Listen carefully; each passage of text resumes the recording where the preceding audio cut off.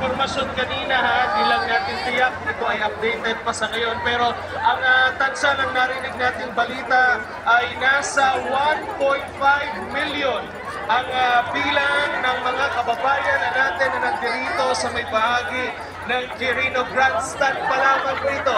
Quirino Grandstand pa lamang sa Maynila. Yes, yan nga yung naiulat kanina ng ating isang Corbera.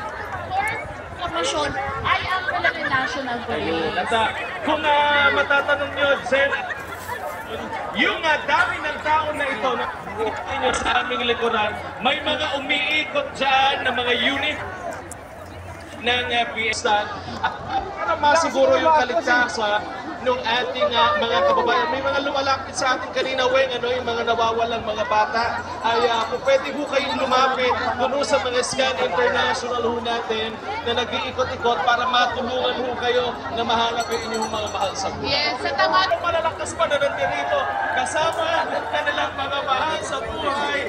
Napakasaya ng banding nila. Alam mo yung iba, Weng, kahit medyo inaantok, doon sa pakita lang natin, may mga tent, ayun, no? Oh, may mga tent, ayun, may mga tent na kaway, wala na, ayun, may mga tent.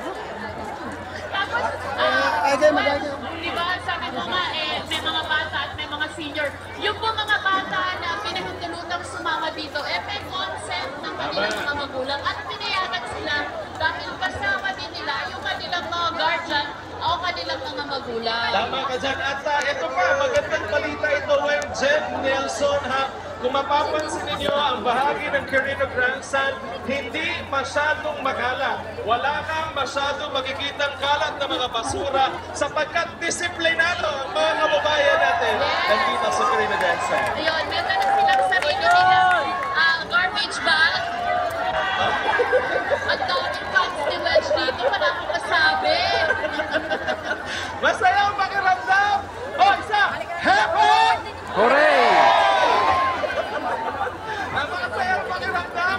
Jen, Nelson, kung nandito kayo, nakakabata ang pakiramdam sa saya ng ating mga kababayan. Parang na yun. Wala yung isa-isa at magkamag-anak na hindi na rin naman nakakasama-sama. Dito nagbanding din. Totoo yan. Kasi kahapon pa, Weng, mabahagi lang natin sa ating mga manonood.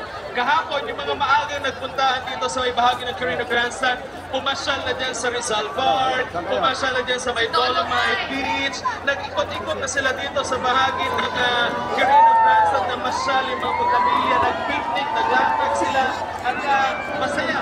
Kasi parang, kumbaga, ito yung pagkakataon para masabi natin na nagkakasama-sama ang pamilya para makiisa sa ganitong National Rally for Peace. Yes, at ito mga ganitong pagkakataon. Ang dami mga nanonood ngayon sa atin dito. Oy, batiin din natin yung mga taga-distrito ng Maynila dahil sila yung host natin dito. Eto, may sandali, yan.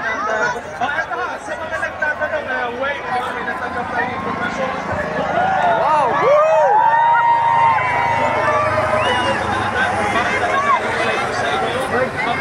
Kayo sa Scan Command Base sa likod ng stage. Nandito po sa likod ng stage ang Scan Command Base para ho sa mga taga-distrito. At yung command base ng command base ng Scan dito sa likod. At maging nag-visita ng Central daw yung nandyan sa likod ng stage. Ayan, batiin natin.